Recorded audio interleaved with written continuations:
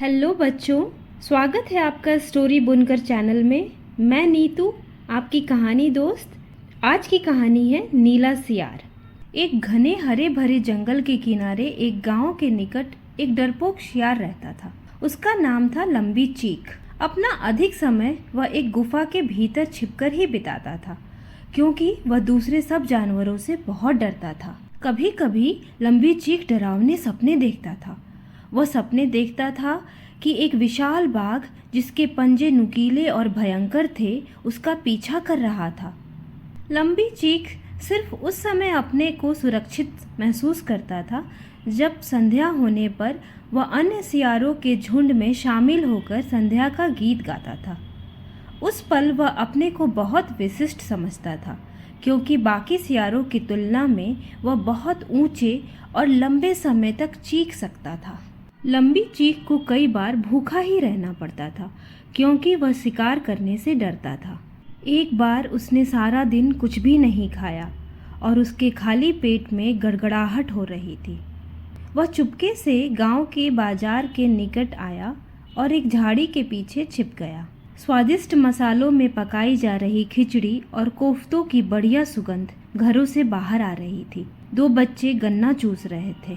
आह, काश वह भी स्वादिष्ट चीजें चख पाता। तभी एक विशाल खूंखार कुत्ता उछलकर खड़ा हो गया और गुर्राने लगा। छिपे हुए सियार की गंध उसने सूंघ ली थी। अचानक गांव के सारे कुत्ते उसके पीछे दौड़ पड़े। जान बचाने के लिए लंबी चीख बेतहाशा भागा।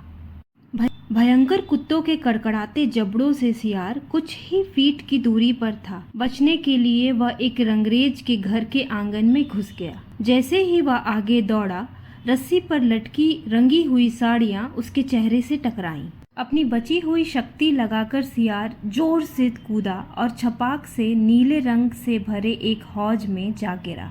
नीले रंग में डुबकी लगाने पर बेचारे सियार का दम घुट रहा था, लेकिन कुत्ते इतने निकट थे कि खांसने या छींकने का वह साहस ना कर पाया। वह हौज के तल पर चुपचाप दुबका रहा। उसका शरीर ठंडे नीले रंग में पूरी तरह डूबा हुआ था।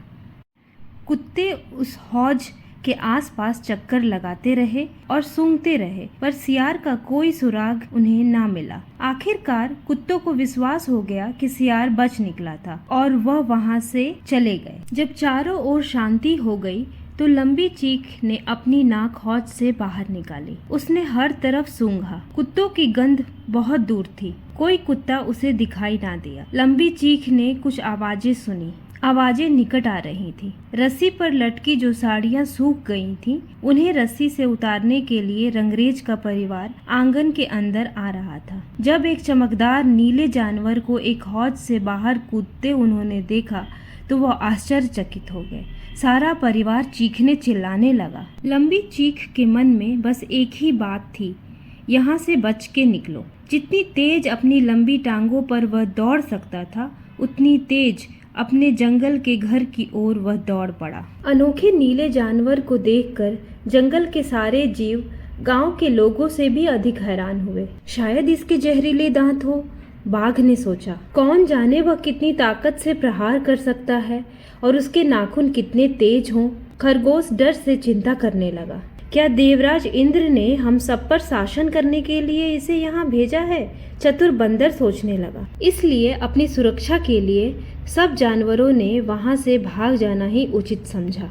जब सारे जानवर दूर चले गए तो लंबी चीख बरगद के पेड़ के नीचे बैठकर सोचने लगा। उसे इस बात की प्रसन्नता थी कि जंगल के सबसे विशाल और शक्तिशाली और सबसे चतुर जानवर उससे भयभीत थे। लंबी चीख ने गहरी सांस ली। उसका सीना चौड़ा हो गया और वह अपने आप को बड़ा, बहादुर और भयंकर समझने लगा। चूंकि जंगल के सभी जानवर उससे डरते थे, लंबी चीख ने स्वयं को उनका राजा घोषित करने का निर्णय लिया। शीघ्र ही वह घमंडी बन गया और सब पर धौंस जमाने लगा। उसने बाघ को अपना मंत्री और मोर को संदेश वाहक बना दिया। बंदर बारी बारी से उससे पंखा झेलते और उससे बात करने से पहले सब जानवर झुककर उसका अभिनंदन करते और उसने जानवरों को आदेश दिया कि उसके लिए बहुत सारा स्वादिष्ट खाना लेकर आए, रसीले आम और ढेर सारे ताजे चूहे। सिर्फ सियार ही वह जानवर थे जो नए राजा लंबी चीख के सामने झुकते नहीं थे। वह किसी सियार को अपना राजा मानने के लिए तैयार नहीं थे, इसलिए वह जंगल के दूसरे भाग में चले गए। एक रात राजा लंबी चीख अपने मनपसंद टीले पर बैठा हुआ था। कभी कभी उसका मन करता कि अपनी विनीत प्रजा से दूर कुछ समय के लिए वह कहीं अकेला रहे। उसी पल रात की शांति अचानक भंग हो गई। सियारों का झुंड भयंकर आवाजें निकालने लगा। उन सियारों की चीख पुकार लंबी चीख के शाही कानों तक पहुंची।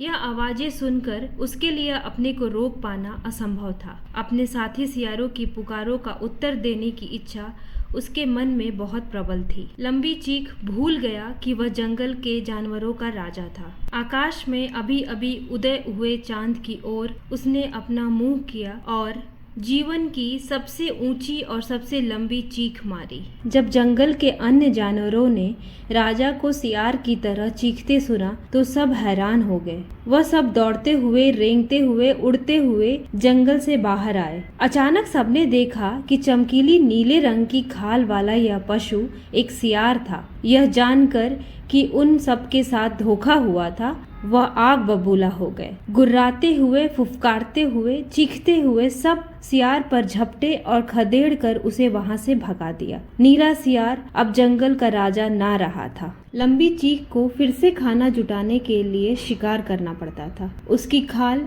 अभी भी नीली है, पर उसका रंग फीका पड़ रहा था। शीघ्र ही वह अपने असली रंग का हो जाएगा।